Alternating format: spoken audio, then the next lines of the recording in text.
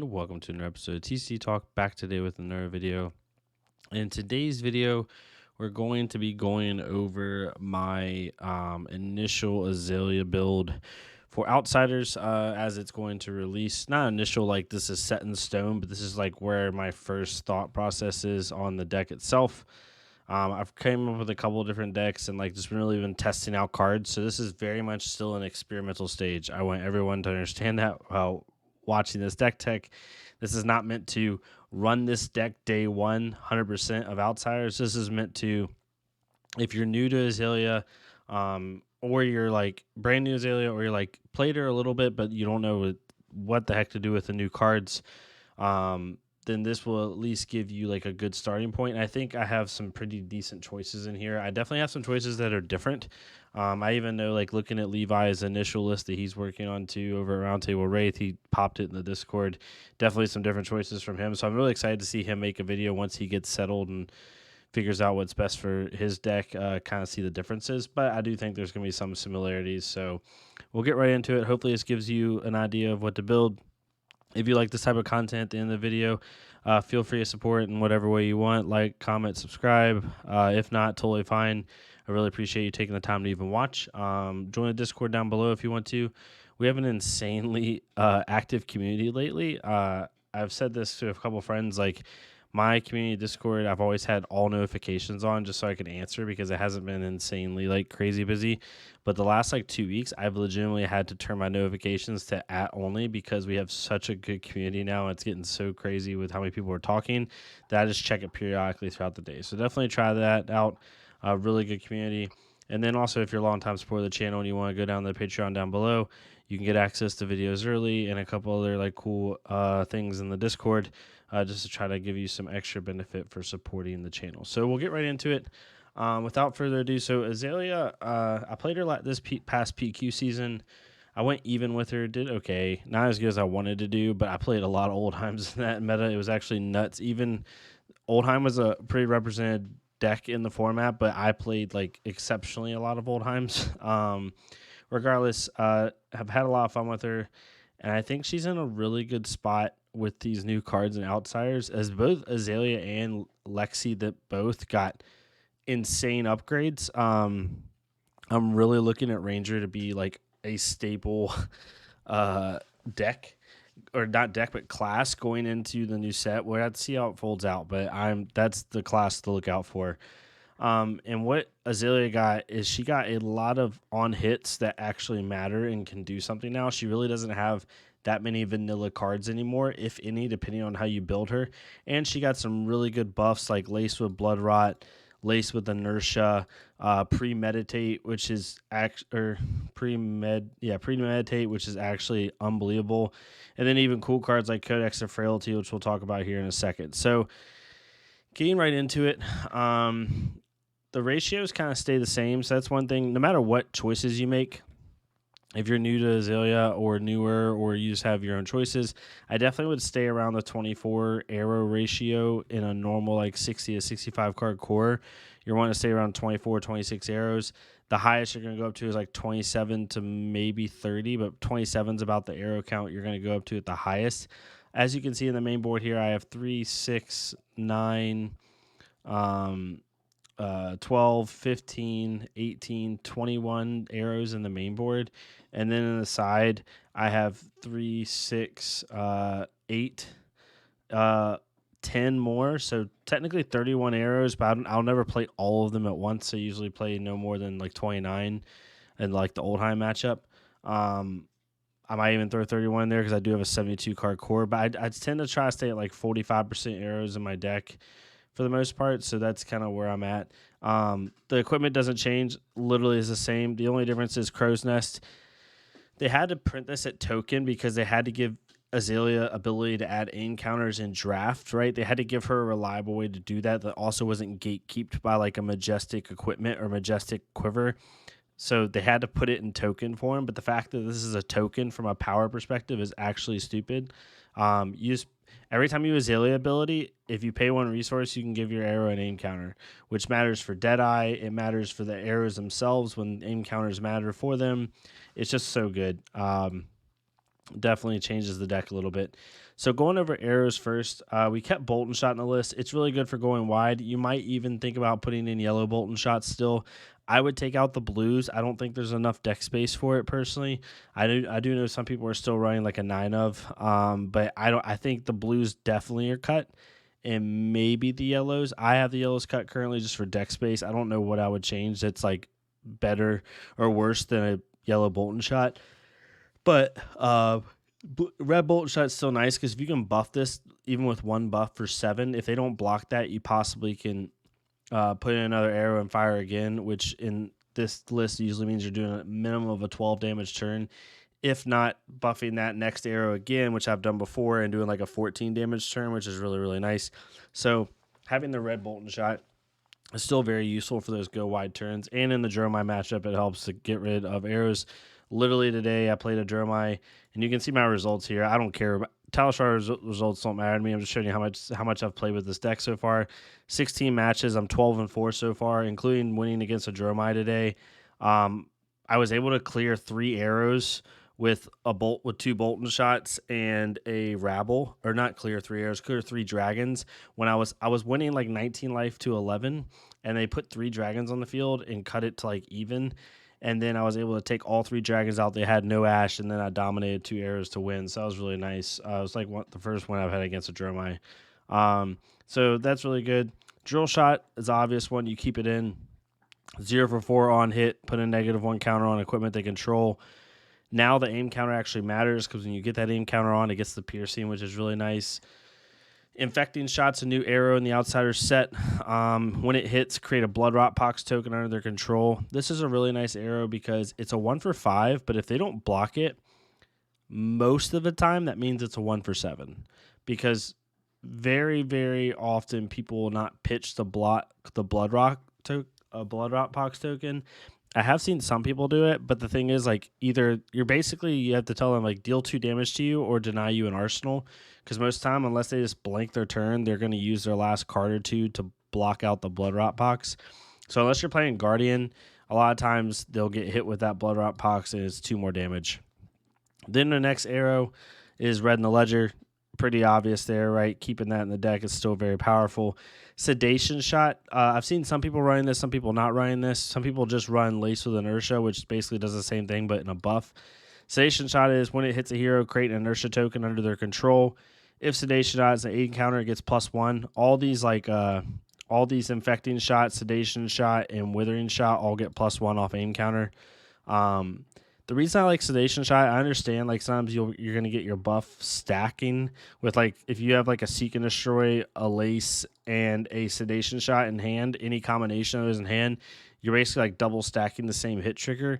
However, there's so many. In my opinion, I keep it in the deck for 2 reasons. One, I like having infecting, sedation, and withering in my deck because I don't need an aim counter for them to have it on hit, which is nice. When I do give them a name counter, so basically when I Azalea them in, they're coming in basically at a headshot level, like 1 for 6 dominate. And when it comes to sedation shot specifically, I like having 9 Seek and Destroys in my deck. Most of the top decks in the format coming into Outsiders, Oldheim, Icelander, Bravo, decks that really value their arsenal, and then you're going to have decks like Fi and Briar and Katsu. Like all these decks really like their arsenal.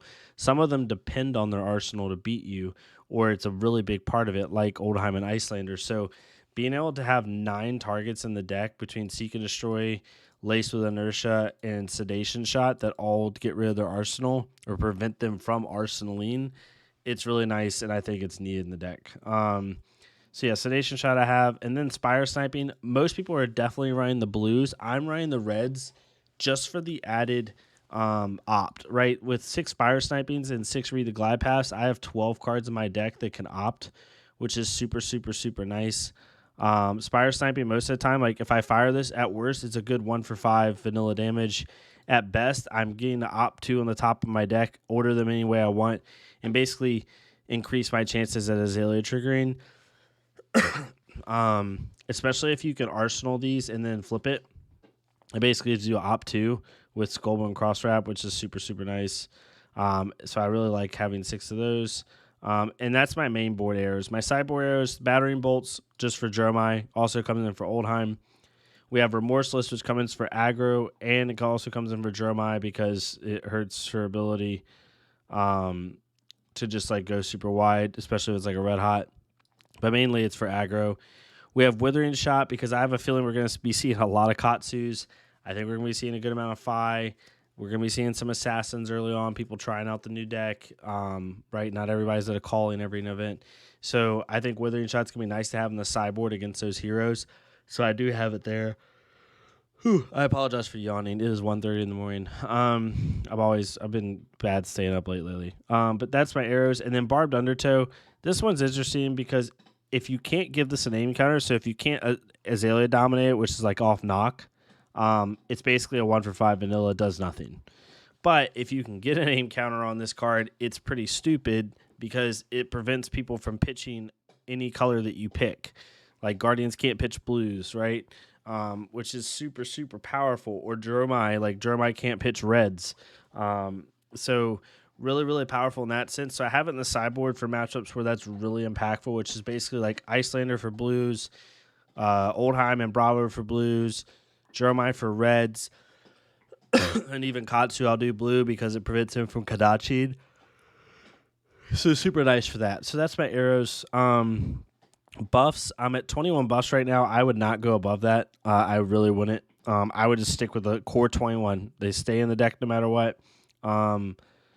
Maybe you do 3 more in the sideboard, but overall, I just have 21. I have 3 laced with Blood Rot, which is really nice for stacking Blood Rot tokens on someone, gives a +3 buff. Laced with Inertia, which we already talked about. It's basically a Seek and Destroy, mini Seek and Destroy. Premeditate. This card is bonkers in Azalea.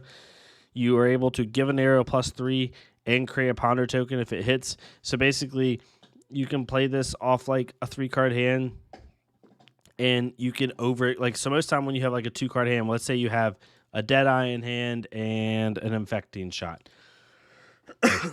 Normally, you would pitch the Deadeye, load in Infecting Shot, draw a card, whatever that card is, unless it's a horrible card. You shoot Infecting Shot for 5, arsenal card you just drew. Well, now if you draw in a Premeditate, you can play Premeditate and then fire Infecting Shot for 8. And if they let it hit, then you're going to arsenal a card anyway because you're going to create a Ponder token, draw a card at your end phase, and then arsenal it. So it's super nice for that. So it's basically, I think Levi said like Pot of Greed is what he equates to. So it's super nice for that. Definitely would add this to the deck. 6, read the glide paths. I've been seeing some people like cheat out the yellows. Don't cheat out the yellows. The 6th op is nice. You got to keep 6 of these in. Having these with Spire Sniping just gives you so much opt in the deck and allows you to stay really consistent over the course of a game. And then finally, Deadeye. So we have 3 Deadeyes, 3 Seek and Destroys at 6. 6, read the glide paths, giving us 12. Premeditate gives us 15. Laced with Inertia gives us 18, and Laced with Blood Rot gives us 21. And then we're running some different cards, like Code Enlightened Strike stays in the list. Best 2-card hand. You can either do a 0 for 7 or 0 for 5. Draw a card. Arsenal, super nice. Knock the Death Whistle stays in because some of these key errors we really want to be able to knock in and give that aim counter for. And then Codex of Frailty. I'm still trying to get better at playing this card, but basically the thought process is you buff. So like let's say you buff Laced with Blood Rot. Let's say you have a Laced with Blood Rot in hand, Laced with Inertia, and Codex of Frailty. You play these 2 buffs for +6. You play Codex of Frailty, putting it in a card from your graveyard, an arrow from your graveyard in an arsenal, let's just say a Drill Shot. You don't discard. Its second part of the text is create a Ponder token under your control and Frailty token under your opponent's control. Each hero that puts a card in the arsenal discards a card, but if you've played out all your cards anyway, you won't discard anything. You'll load in a Drill Shot, you'll fire a Drill Shot for 10, and then you'll draw a card anyway from the Ponder token and arsenal it. So it's literally just super, super crazy. This is what Levi said was Pot of Greed, not Premeditate. But super, super good card. Sideboard, Battery Bolt is for Jeremiah, pretty standard. Barbed Undertow is mainly for like decks that really value one color. So like Jeremiah, Guardian, even Katsu for blues is really, really nice. Rabble is for Jeremiah. Remorseless is for aggro. Sinks, I only have 3 D-Reacts in the list. There's like most matchups I'm finding I don't run D-Reacts into because this deck's just so powerful now, it doesn't even need them. But in Guardian, it's really nice. Dory, it's really nice, things like that. Withering Shot comes in against any ninja. It comes in against Dorinthia. It comes in against Assassin. It comes in even against Oldheim, depending. But most time it's just Dorinthia, Assassin, and Ninja. Boulder Trap.